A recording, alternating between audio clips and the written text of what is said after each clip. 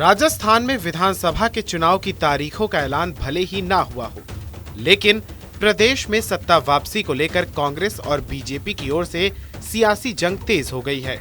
दलों की ओर से आरोप प्रत्यारोप का दौर भी चल रहा है, मगर सबसे ज्यादा चर्चा का विषय है मुख्यमंत्री का पद।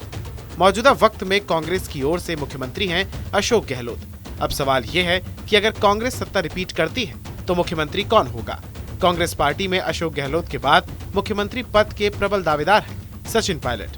कांग्रेस का भी कहना है कि जीत के बाद विधायक दल तय करेंगे कि उनका मुख्यमंत्री कौन होगा।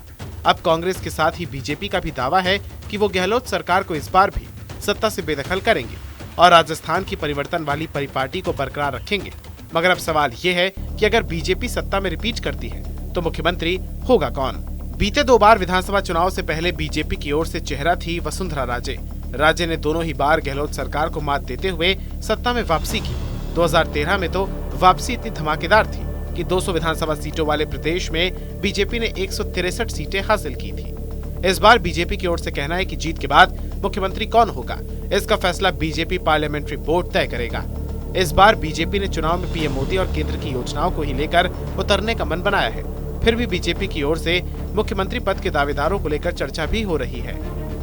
इस चर्चा में पहला नाम तो 2 बार की प्रदेश की मुख्यमंत्री रह चुकी वसुंधरा राजे का ही है। साल था 2003। वसुंधरा राजे केंद्र की अटल सरकार में मंत्री हुआ करती थी। राजस्थान में विधानसभा चुनाव आने वाले थे, तब उनके बाबू साहब यानी तत्कालीन उपराष्ट्रपति भैरव सिंह शेखावत ने राजे को प्रदेश बीजेपी की कमान सौंपते हुए राजस्थान भेजा था।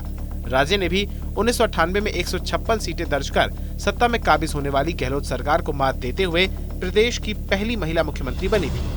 अब इस बार कहा जा रहा है कि एक बार फिर से बीजेपी महिला मुख्यमंत्री तो दे सकती है, लेकिन वो नाम राजे का नहीं होगा।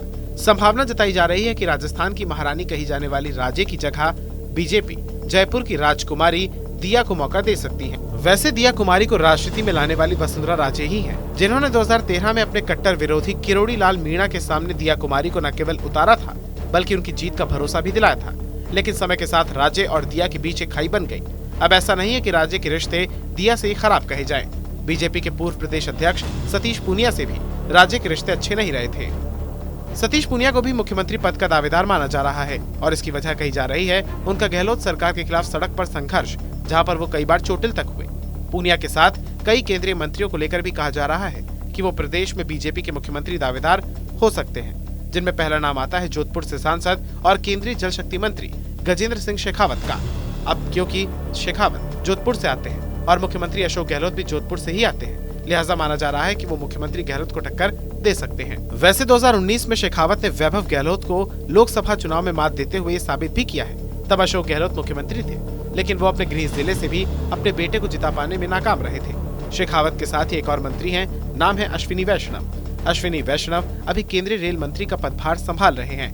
वैष्णव भी जोधपुर से ही ताल्लुक रखते हैं और जयपुर की ब्राह्मण महापंचायत में उनके दम से उनकी दावेदारी भी मानी जा रही है। अब इन तमाम कद्दावर नेताओं के साथ ही एक नाम और जुड़ गया है। वो नाम है हाल ही में बीजेपी ज्वाइन करने वाली ज्योति मिर्धा का। अब वैसे तो सत्ता में किसकी वापसी होगी, सबसे पहले तो यही देखना होगा। उसके बाद मुख्यमंत्री को लेकर कौन बाजी मारता है, वो भी देखना बड़ा दिलचस्प होगा।